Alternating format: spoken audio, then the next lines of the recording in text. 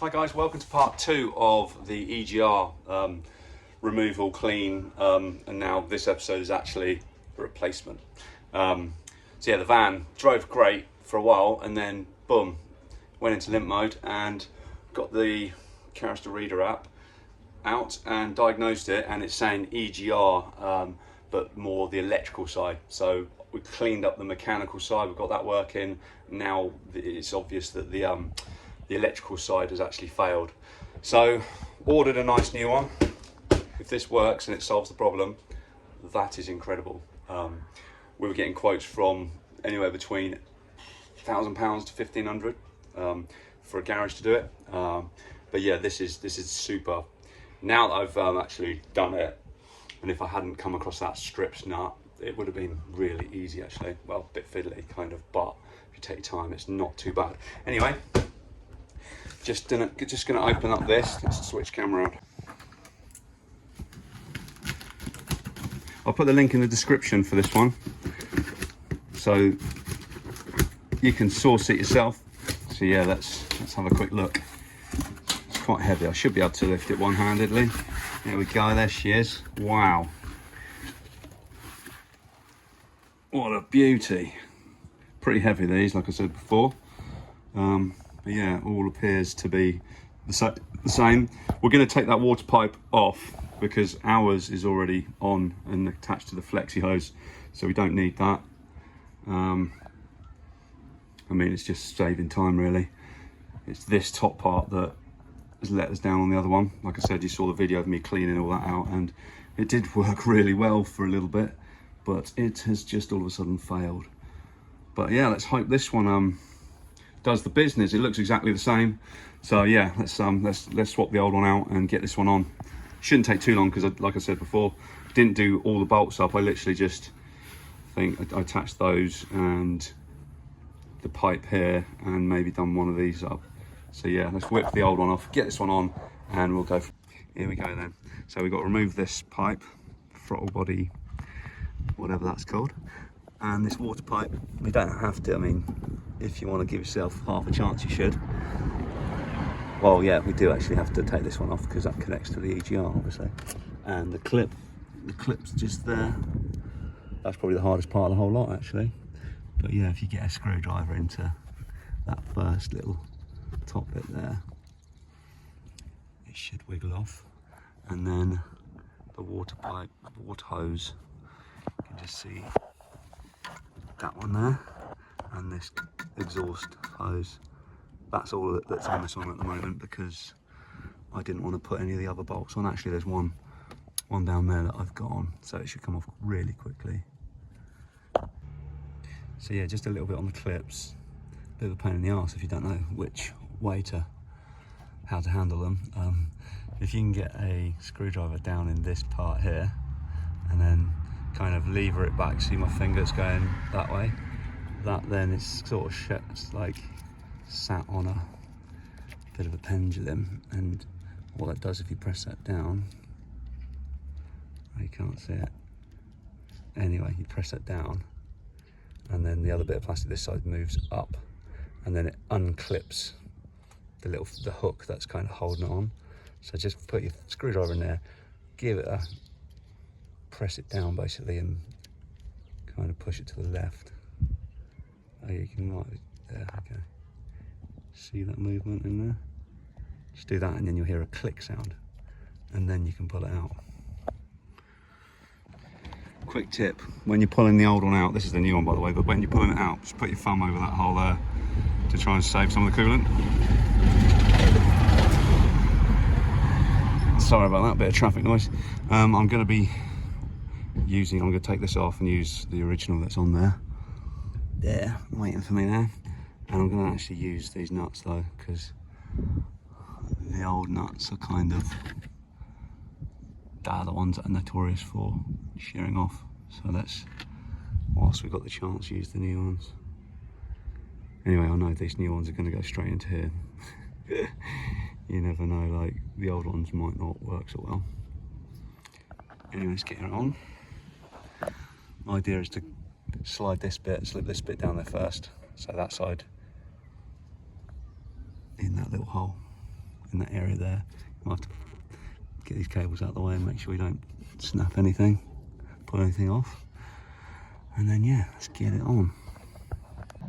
I totally forgot, I need to remove this bit because the new part doesn't come with that, obviously. So that's that's a 10 spline, M10 spline or something. 2 of those.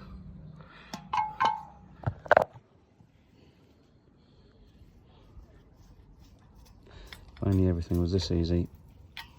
So I greased up these nuts last time so they go in there nicely. Right, I'll just tighten those up and we'll whack it in. Right, so I just wanted to explain what tool I was using to get the 2 Torx nuts or bolts. I think they're called bolts, aren't they? Sorry about terminology, but there's 2 down there. Oh, actually, you can see that one. Oh my god. First time it's been visible. There you go. See that one? There they are. One at the bottom, one at the top. Torx 30s with this mini wrench with a small adapter on it, or extension, or whatever you want to call that. Extension. I'll leave a link below for the little kit I bought off of Amazon. It's got all the Torx screws in it. So all the Torx sockets. There it is anyway. It's got a really nice selection of Allen keys. It's got a bit of everything in there.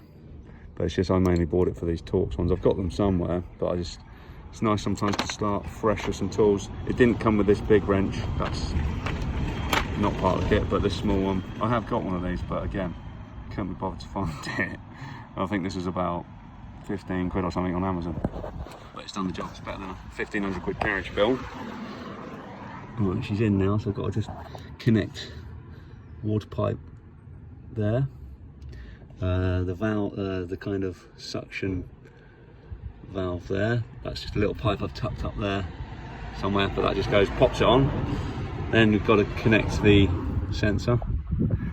What else? Put the throttle body back on. These ones are on this side. So that's a 20. Sorry, that's a 30. That's a 30. That's a 20. That's a 20. And I'll show you what I used. Well, it's basically this with the longer extension and this extension added. So I was able to I was wrenching in this sort of space here. And then there is 2 more nuts right around the back, or underneath all of this to the left. So feel your way to those ones. But yeah, if you saw my other video, I actually had to grind the top one out of the 2 off because it was completely rounded off. So it's quite handy actually, because it's a good alignment for everything. So when you're putting the new one on, you just align the hole that was, at the bottom of this aluminium thing. You just align it with the hole, it just slides on, and then the rest all kind of lines up. So that was actually a blessing in disguise. I'm just going to tighten the 2 that are on the exhaust. See those 2? Just get the hand in there. That one there. That's another thing, don't do them too tight when you're putting it back together, because the holes might not align. So you need a little bit of a wiggle room, bit of play, just to get everything on. I was quite lucky actually, like I said, it all lined up quite well because I had the one around here, around the back here, that it sheared off, so I had a bit of a good point to aim at, if you know what I mean. Yeah, these are 12 normal socket, 12 mil. Just get them tightened, and then the rest of it back together. So yeah, just gonna be using this 12 mil for that on the little mini wrench with a little small extension. Okay, just at the end now, don't forget to top your coolant up. Obviously lost a bit of coolant, not loads actually, but yeah, don't start it all up until your coolant is back topped up. Another thing as well, we might have to code it in. I mean, I've not got the equipment to do that, but it is, it kind of should be plug and play to be fair, but we'll have to see. But yeah, she's all in, ready to go. But yeah, let's just do this coolant. Right, so I've just fired her up. No lights on at the moment. I mean, got to go and give her a test drive. Might run a quick diagnostics on the canister, see if anything comes up, or I might just give her a spin, see what happens.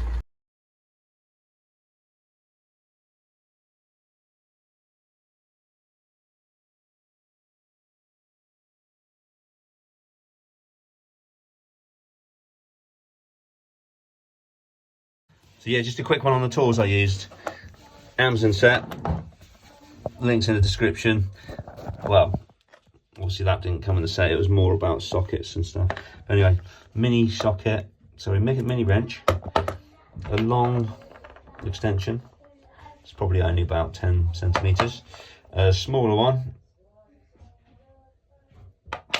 This is a 30 Torx that works for the two bolts on the left hand side, top and bottom, and then that one works on the right hand side as well.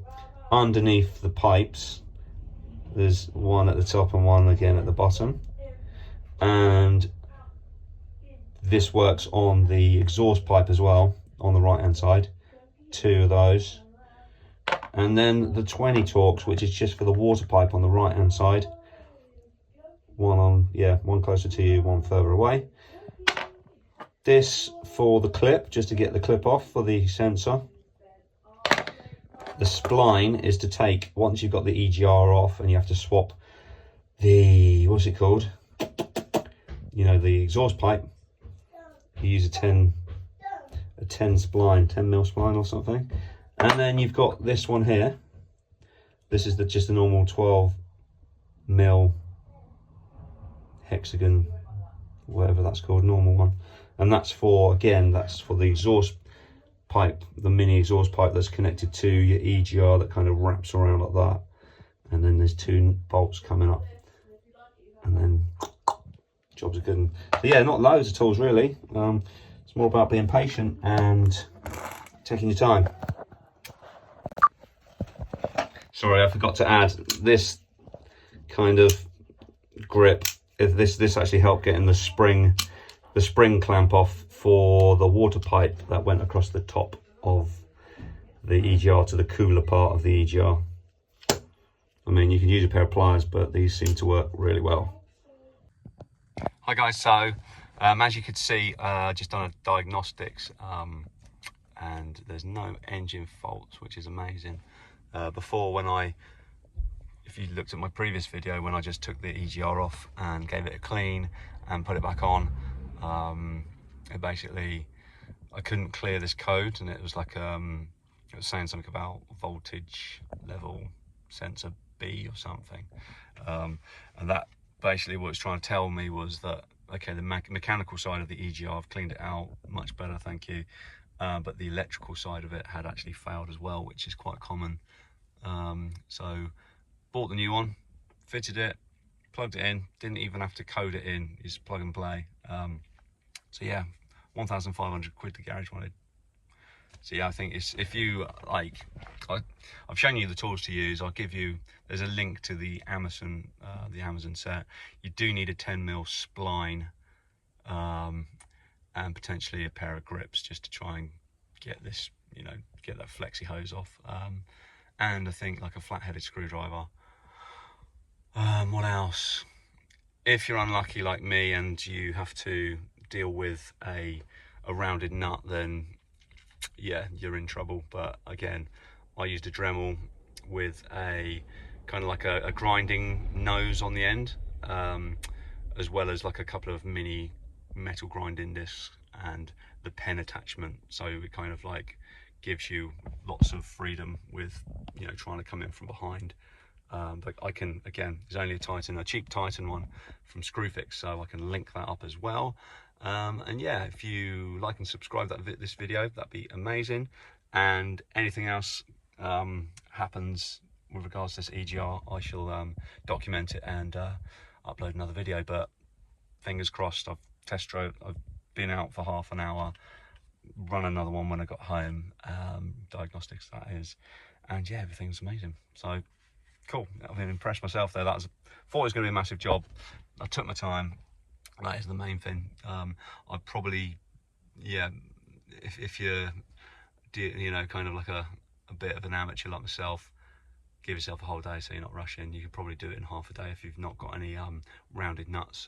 Some people are showing off saying they can do it in an hour, whatever, but that's if it goes smoothly and to plan, and it never does.